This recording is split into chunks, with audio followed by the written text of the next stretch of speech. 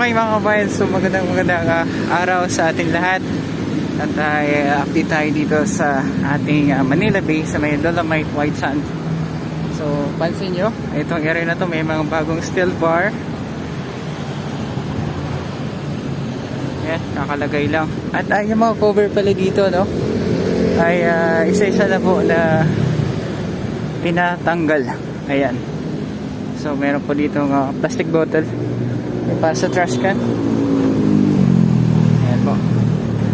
So shout out sa ating mga kababaeng overseas Filipino at sa ating mga kababaeng sa buong Pilipinas. Magandang araw sa inyo lahat. Update lang tayo dito. Ngayon ay June 10, 2021. Okay, gumagawa po dito yung backhoe.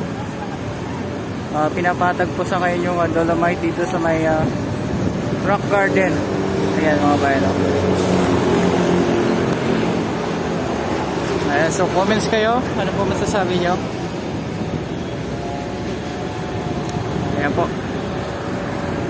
Ayan po yung sitwasyon ngayon dito. Kasi dito na area, medyo makapal po yung ano dito, yung dolomite, white sand. So ang ginagawa po nila ngayon ay tinutulak nila pababa itong dolomite. Ayan po.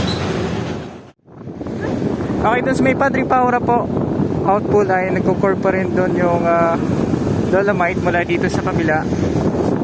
At naglagay po sila po dun ng breakwater, no?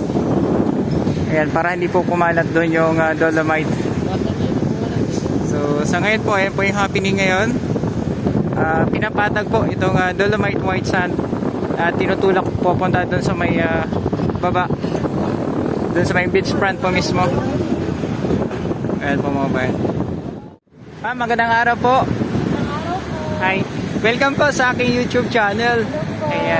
Ma'am, reaction nyo lang kasi nakita ko kayo nagpipicture. Ano po masasabi nyo sa dolomite white sand? Maganda po.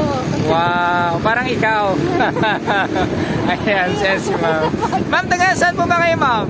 Taga Quezon City po. May probinsya po kayo? Samar po. Waray-waray pala si ma'am. Ayan, sa mga babae nating waray, nandito si ma'am sa Manila. Ayan. Si ate, paano pangalan niya, ma'am? Andria po. Ano po? Andria. Ma'am Andria, shoutout sa'yo. Ayan, shoutout kay ma'am Andria. Tsaka sa inyo, ma'am? Ma'am Jayvie po. Ma'am Jayvie, shoutout din. At welcome po kayo dito sa Manila po. Ayan.